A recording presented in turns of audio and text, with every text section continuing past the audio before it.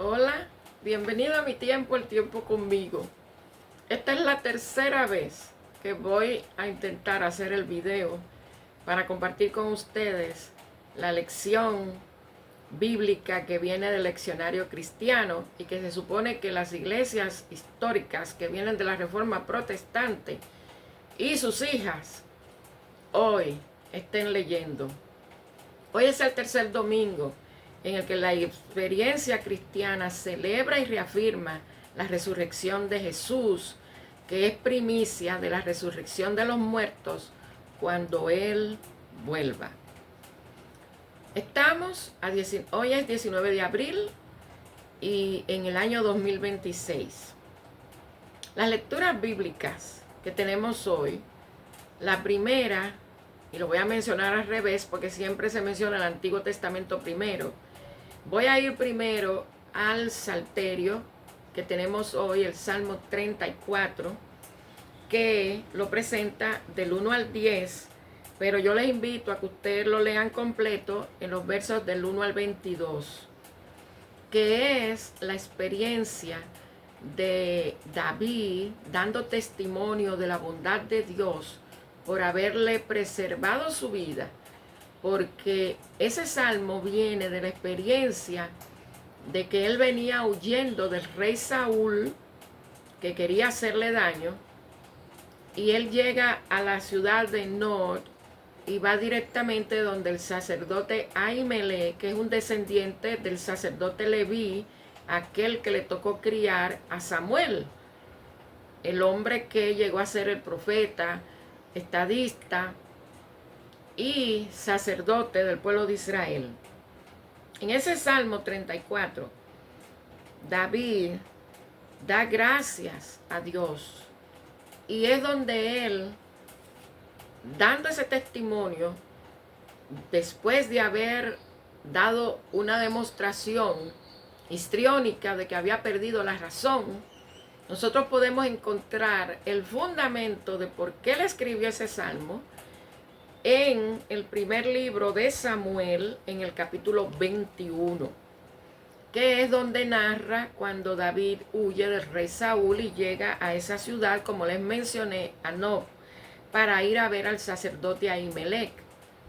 Como él estaba huyendo, él pidió de comer y el sacerdote le dijo que el único pan que él tenía no era un pan común, sino que era el pan que estaba consagrado para la celebración de la Pascua. También David le pide una espada, y Ahimelech le dice que la única espada que él tiene es la de Goliat. Y también entra como él se retira de la presencia del sacerdote, se va con la espada, se va alimentado. ¿Y por qué razón él tiene que hacerse pasar por loco? O sea, que ha perdido la razón. Porque ahí había un personaje que podía muy fácil ir a decirle a Saúl que había visto a David. Entonces, para evitar que ellos lo atraparan, él se hizo pasar por una persona que había perdido la razón. Entonces esa experiencia de David es lo que da fundamento para que él le dé gracias a Dios a través de ese Salmo 34, de cómo Dios mostró su bondad en él, le proveyó alimento, pero también le dio con qué defenderse y lo libró de sus enemigos. Por su parte, el Antiguo Testamento tenemos la lectura del libro del profeta Isaías en el capítulo 51, que lo enmarca en los versos del 1 al 6. Aunque yo siempre les voy a invitar y les voy a insistir que no se queden con esos versos nada más, porque si usted no va leyendo las lecturas bíblicas cada domingo, que al término de 3 años usted la ha leído completa, porque esa es la idea del leccionario, también que se puede aprovechar en ese sentido, yo le pido que lo lea el capítulo completo del 1 al 23, que es donde el Señor Dios le da palabras de consuelo a Israel en medio de su sufrimiento. Porque ustedes saben que Israel muchas veces no se portó como Dios esperaba. Y uno de los temores, que es por lo que vienen los mandamientos y vienen las advertencias, es que cuando el pueblo de Israel llegara a Canaán, que el pueblo de Israel no cogiera las mañas de esos pueblos que habitaban antes, que adoraban cualquier cosa, cualquier persona, incluyendo cosas creadas por Dios, y Dios no quería que el pueblo de Israel se perdiera en desviar su mirada de él. Entonces Dios de muchas maneras apretó a Israel. Como yo digo muchas veces, le jaló la oreja muchas veces. Los castigó con vara para que ellos entraran en razón. Pero además del consuelo que Dios le da dentro de esa experiencia, donde Él les prueba la fe, también yo quiero leer de los últimos versos de ese capítulo 51, donde el Señor le dice: tu Señor y tu Dios, el que defiende la causa de su pueblo, dice: te voy a quitar de la mano esa copa con que te has emborrachado. Ya no volverás a beber más la copa de mi ira. Yo se la daré a los que te atormentaron, a los que te decían: échate al suelo que vamos a pasar sobre ti. Y tú te tendiste en el suelo para que te pisotearan como al polvo. Y si usted sigue leyendo en el capítulo 51, hay un anuncio de liberación. Porque es como dice el dicho popular por ahí, que Dios aprieta pero no ahorca. El Nuevo Testamento nos trae la lectura en la primera carta que escribe el apóstol Pedro a toda la iglesia. No solamente a una iglesia en específico, como siempre escribió el apóstol Pablo y como escribieron otros, sino directamente a todos los creyentes que estaban en el mundo conocido, y que al extenderse el evangelio nos alcanza a nosotros hoy. Y esa primera carta del apóstol Pedro, en el capítulo 1, los versos del 17 al 23, que se encierra en los versos del 14 al 25, habla de la nueva vida de los cristianos, y que como Dios llama a los suyos a vivir una vida santa. Dice así los primeros versos, porque ya que la lectura comienza en el verso 17, yo quiero leerle los primeros 3 versos, del 14 al 16. Dice así: como hijos obedientes, no vivan conforme a los deseos que tenían antes de conocer a Dios. Eso va directo a lo que todavía están gritando que son pecadores. ¿Qué hace usted en la iglesia si es pecador todavía? Arrepiéntase, porque Dios hace nuevas todas las cosas. Y lo que Dios espera es un arrepentimiento sincero para transformar el corazón y hacer una nueva creación, cambiarle su nombre y ungirlo con su espíritu. Entonces, todos aquellos que viven gritando pecado tienen que arrepentirse, porque el apóstol Juan en su carta, en una de sus cartas, dice también a la iglesia que está en el mundo, que si por alguna razón, como estamos en la carne y somos débiles, si nosotros pecamos, por alguna razón se peca. No es que somos pecadores, es que sí se peca. Tenemos a un abogado que va delante de nosotros y que nos va a ver, que discierne el pensamiento, discierne el corazón. Y entonces usted va a poder hacer como Jesús le dijo a la mujer adúltera que le trajeron, aquellos insidiosos que siempre andan poniendo la cáscara para que el otro resbale. Y cuando ya todo pasó, él le dijo a ella: vete y no peques más. ¿Qué le dijo a los de la parábola del buen samaritano? Al sacerdote y también al escriba o al maestro de la ley: haz tú lo mismo, ve tú y haz misericordia con ellos. O sea, que el Señor habla de una vida nueva, porque es restaurar lo perdido. Lo que se perdió con el pecado, que nos alcanzó a los que ya éramos pecadores y ya no lo somos porque somos redimidos por la sangre de Cristo. Nosotros estamos llamados a mantener una vida santa, porque nosotros teníamos una vida torcida antes de conocer a Dios.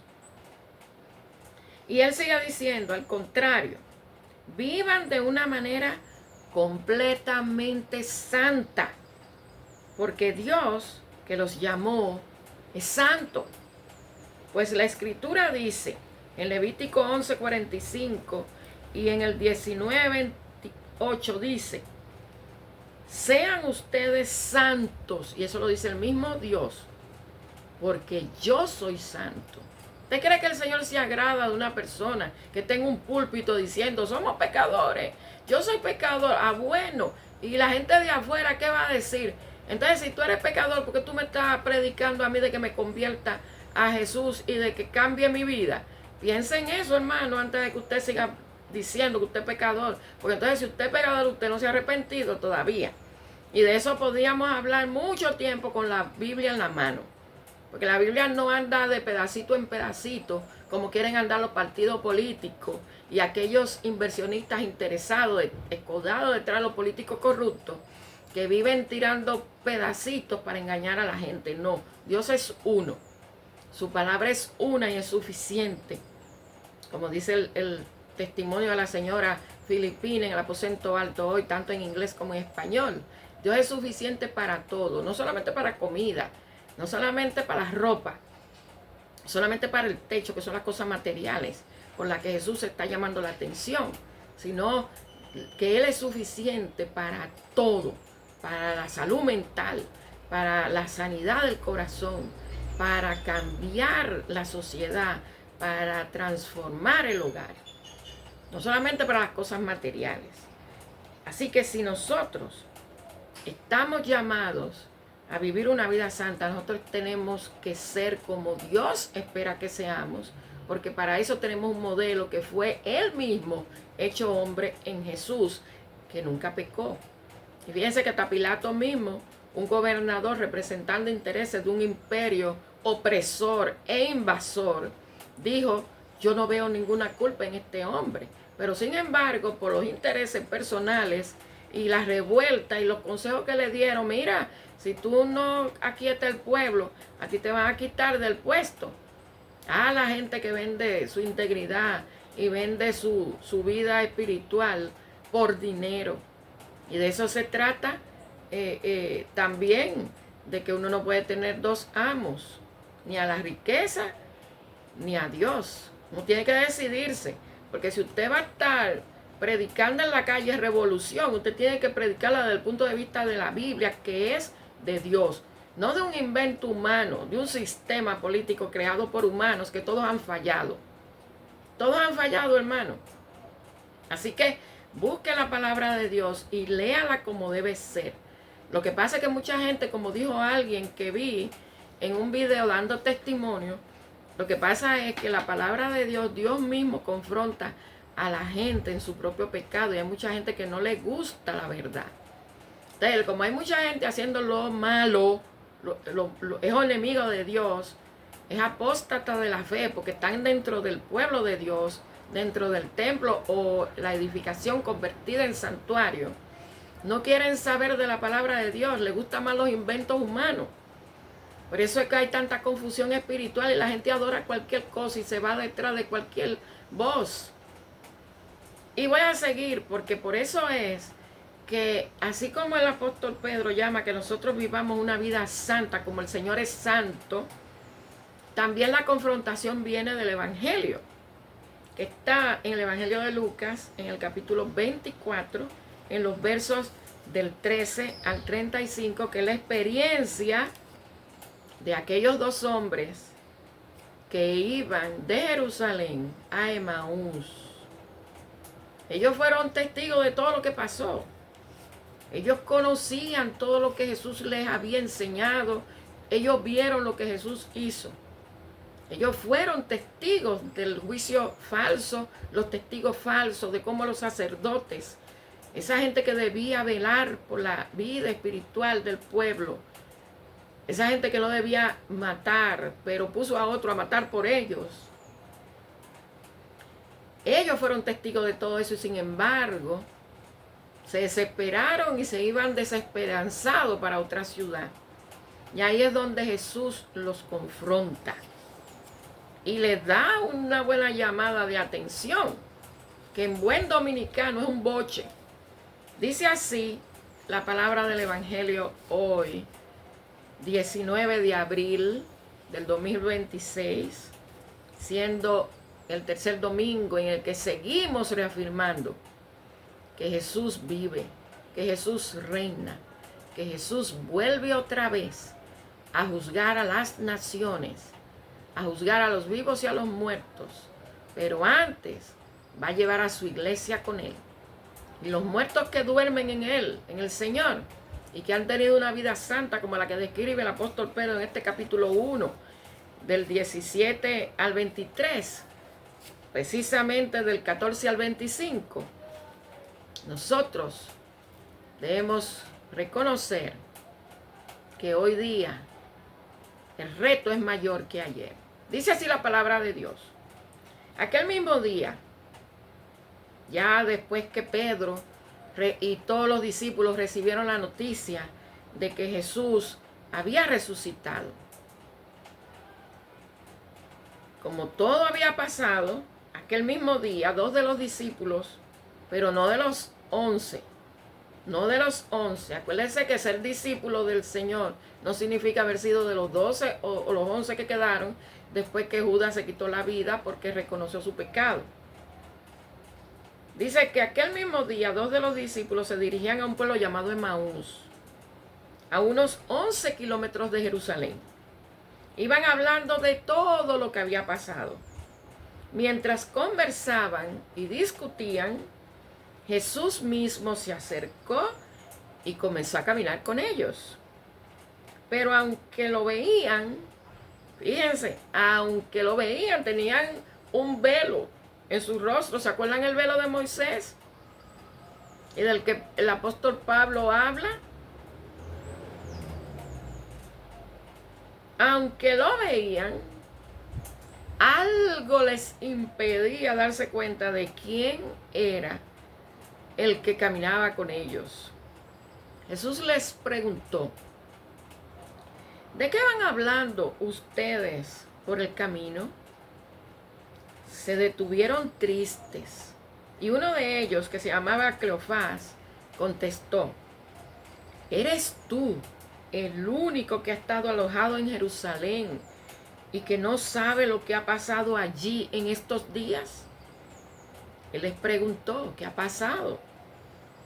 Le dijeron: lo de Jesús de Nazaret, que era un profeta, poderoso en hechos y en palabra, delante de Dios y de todo el pueblo.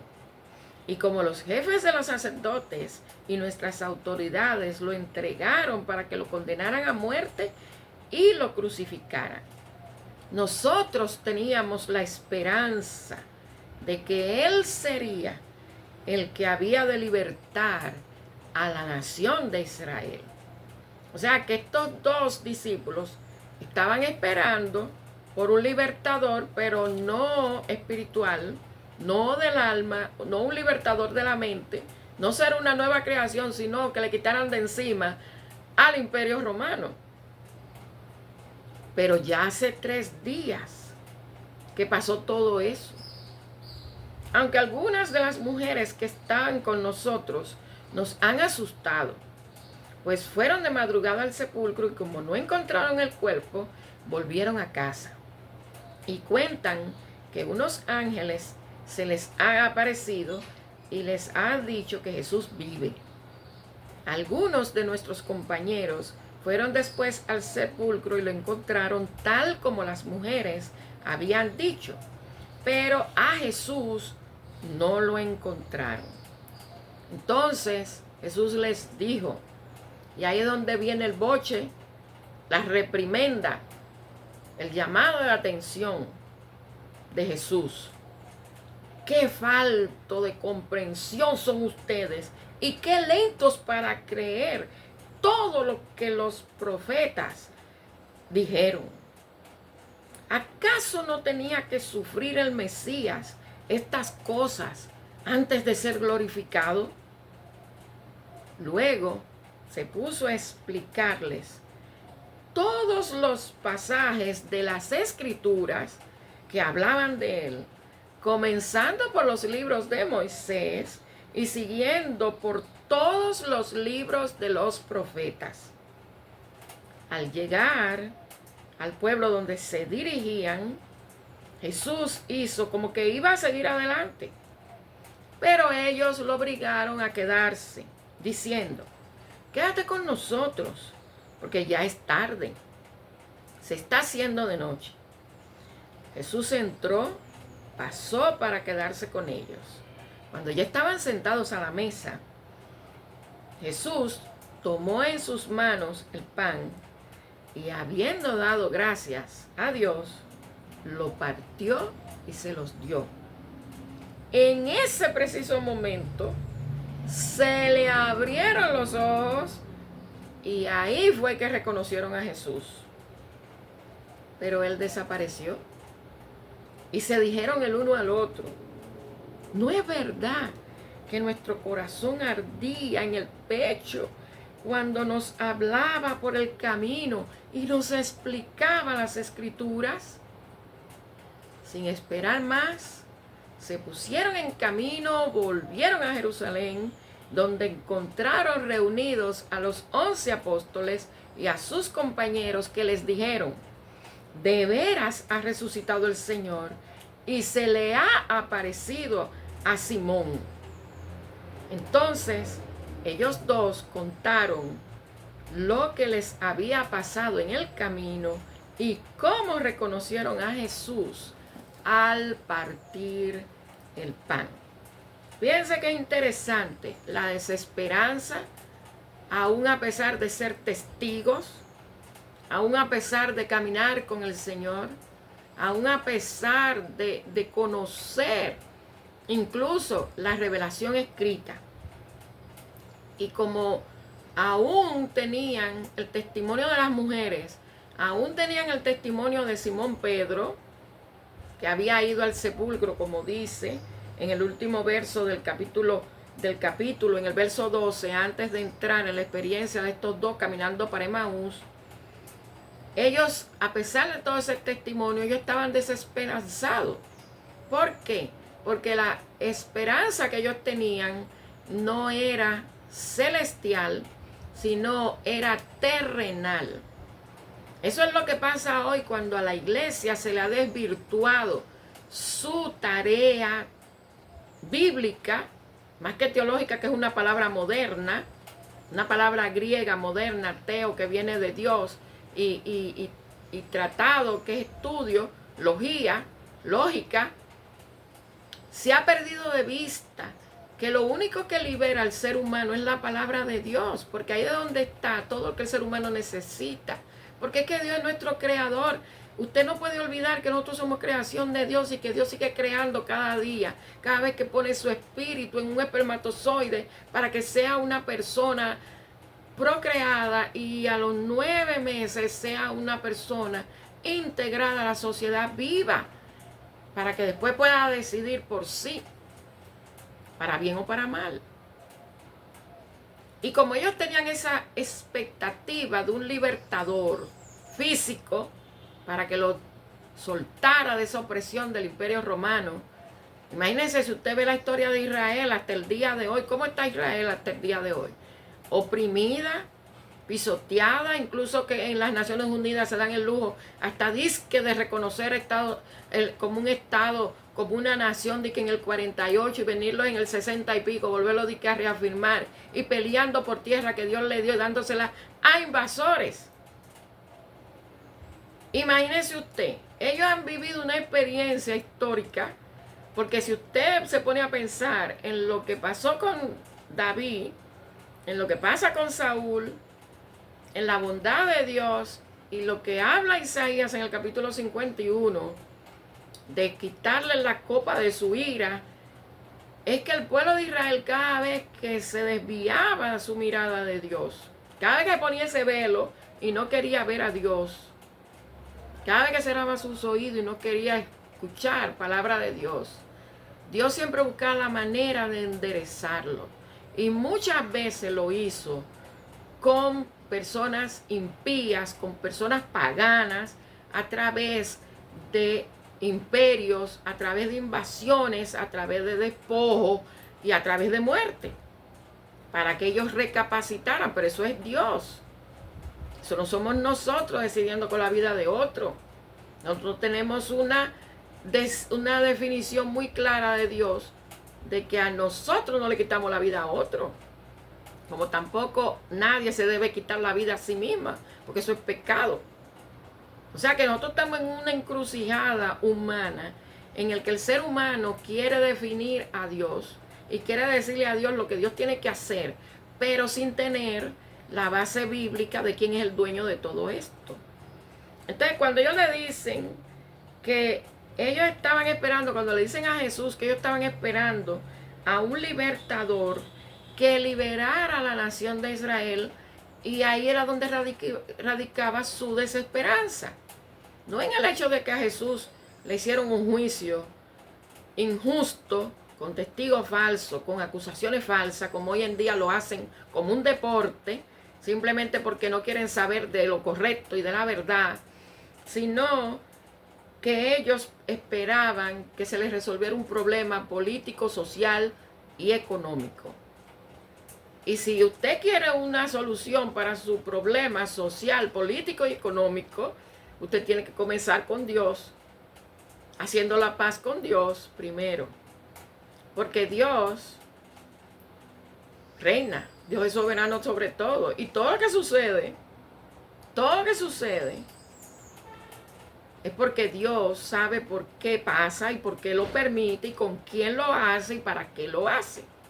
Porque al final de cuentas lo que Dios quiere es que así como nos creó para estar ante su presencia, tener esa comunicación íntima, hasta el momento que su mente fue pervertida y vino la desobediencia, Él lo que quiere es que uno vuelva a ser propiedad de Él otra vez, que es lo que viene con el llamado, y es por lo que el pueblo de Israel viene la salvación.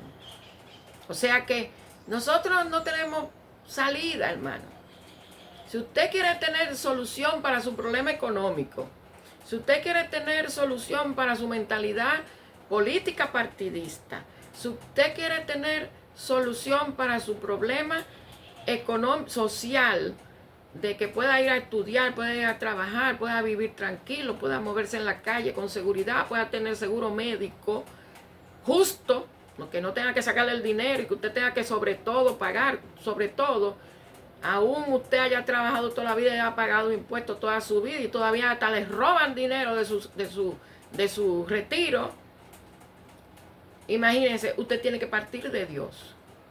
Por eso fue que cuando Jesús les llama la atención, le dice, oye, pero qué duro de mente son ustedes para entender todo lo que se ha dicho de mí en todas las escrituras. Fíjese, comenzando desde Moisés y por todos los profetas. Y comenzó a hablarle.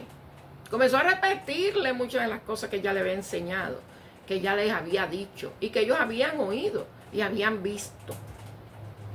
Y por eso ellos dicen, así como le pasó a Tomás, cuando Jesús aparece en el medio y dice, ven, mete tu dedo aquí, mete tu mano aquí.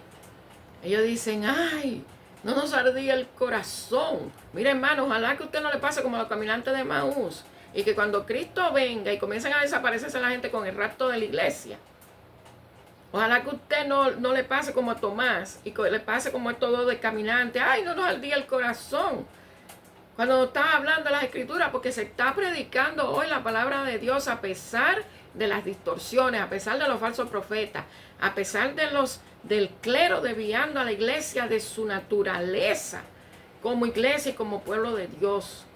A pesar de que hay gente que se autoproclama apóstol, se autoproclama profeta, se autoproclama pastor y hasta obispos se llaman. Y lo que hace es que dañan a la iglesia. Esos son los apóstatas de la fe. Son enemigos de Dios, adentro del pueblo de Dios, sacando ventaja del pueblo de Dios, los lobos vestidos de oveja. Entonces, yo les invito hoy, en este mundo que cada día se convulsiona más, en esta semana que comenzamos hoy, porque hoy es el primer día de la semana, que ayer era el sábado, ayer era el sabbat. Y las mujeres fueron a la tumba el primer día de la semana, que en el calendario de nosotros es el domingo. Y que usted recuerde cómo Dios trabaja en su bondad en ese Salmo 34, que es un salmo alfabético. Es un salmo que viene del corazón de David porque Dios le preservó su vida, le proveyó la necesidad física, pero también le dio lo que necesitaba para la defensa. Ojalá que usted hoy piense a la luz de la carta del apóstol Pedro, en el primer capítulo, en los versos del 14 al 25, usted analice su vida, si usted está viviendo de acuerdo a la voluntad de Dios, una vida santa. Porque el Señor dice, el ángel se lo dijo a María, nada es imposible para Dios. Así que, ¿cómo puede ser esto? Nada es imposible para Dios. ¿Qué le dijo a Marta y a María cuando vino después de tener 4 días de muerto Lázaro? No te digo que si crees verás la gloria de Dios. Todavía usted tiene tiempo de dejar de estar llorando pecaminosidad y de convertirse de verdad al Señor. Porque si usted va a predicar de pecado, usted tiene que predicar al que está pecando para que se convierta y pueda venir a ser una persona santa como el Señor es santo y que lleve a cabo la encomienda como recibieron la unción del Espíritu en Jerusalén, salir a predicar esa esperanza.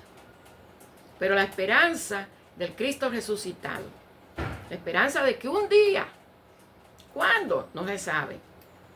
Un día, y ojalá que no les agarre asando batata, porque hay mucha gente que está listo para cuando el Señor venga. Pero ojalá que a ti no te agarre asando batata y que te pase como estos hombres, que te ardía el corazón. Entonces sí, para venir a caer en cuenta después de todo lo que han vivido.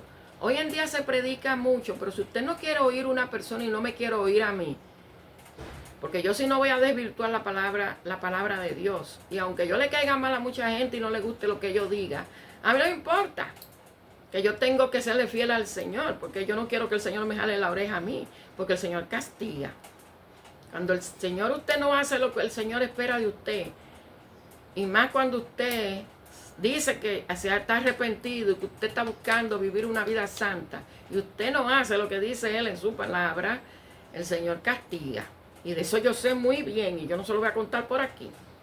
Pero piense muy bien en qué está su vida. Si usted está siguiendo partidos políticos que lo que quieren es seguir sangrando a los pueblos, repartiendo dinero y robando dinero para sí, porque la repartidera hay mucha gente que no trabaja, pero le dan un cheque con dinero de lo que han trabajado duro. O si usted va a seguir agendas perversas donde se desvirtúa la naturaleza humana, o donde usted va a gozarse con que hay gobiernos que están mandando a la gente a matar simplemente por el color de la piel, como pasa en Sudáfrica. Que si usted es blanco, más claro, lo que sea, imagínese usted, pero también la desmedida invasión de pueblos, de gente que debería estar en sus países trabajando y no dañándole la vida y sangrando también, chupando lo que construyeron, lo que son nacionales de una nación, para que vengan a gobernar y a implantar creencias que son distorsionadas también. Porque las sectas son negativas, las sectas son dañinas, las sectas alejan de Dios, las sectas condenan ante Dios. Si la persona no abre los ojos y se quita esa venda, y si no reconoce como estos hombres que vieron, que cuando reconocieron a Jesús y fueron a decirlo, o como el mismo Tomás que se humilló ante Dios. Porque no basta con saber con que los muertos van a resucitar cuando Cristo venga. No, porque nadie se va al cielo cuando se muere. Hay que creer en Dios. Por eso es que dice Mateo 6:33, que es la base bíblica hoy, de que uno no puede servir a dos señores, del aposento alto, que también es la misma en inglés, que uno debe buscar el reino de Dios y su justicia primero. Y todo lo que uno necesita será añadido. Pero ¿cómo uno recibe esa añadidura? Buscando primero el reino de Dios y su justicia. Y para eso yo le invito a que usted lea la palabra de Dios sin el celular. Búsquese un diccionario bíblico donde haya palabras que usted no entienda, búsquese una concordancia bíblica, porque si usted se agarra de la inteligencia artificial, siempre la inteligencia artificial le añade cosas. Le añade cosas. Algunas veces llega al punto de la verdad, pero usted tiene que conocer la palabra para definir si la inteligencia artificial está diciendo lo correcto o si está siendo un medio para confundir la fe suya. Porque uno tiene que ser muy astuto. Muy astuto. Que dice el Señor, que es en la parábola famosa, que mucha gente tiene de que hasta predicadores tienen de que problemas para predicar cuando Jesús dice que uno tiene que ser más astuto que los malos. Sí, pero no es astuto como los malos para hacerlo mal hecho, sino usar la astucia de ellos en no perder el tiempo. Los partidos políticos viven asusando a la gente, viven dañando a la gente, viven manipulando a la gente, porque desde que pasa algo están en la televisión diciendo cualquier cosa. Entonces, si nosotros conocemos la verdad de Cristo, nosotros tenemos que predicar la palabra de Dios y no repitiendo lo que otro escribió, ni atacando a la gente que Dios pone en eminencia. Porque nosotros estamos llamados a orar por la gente que esté en autoridad. Y cuando un pastor pone en una red social a otro criticando a un gobernante porque choca con lo que usted tiene en su mente, mire, ore, hermano, para que el Señor le diga a usted que usted lo que tiene que orar por esa persona. Por todos los gobernantes, usted tiene que orar por la gente que está en el Congreso. Usted tiene que orar por la gente que está en el sistema judicial. Usted tiene que orar por todos los que están en la presidencia, gobernando en el gabinete, con el presidente y el vicepresidente.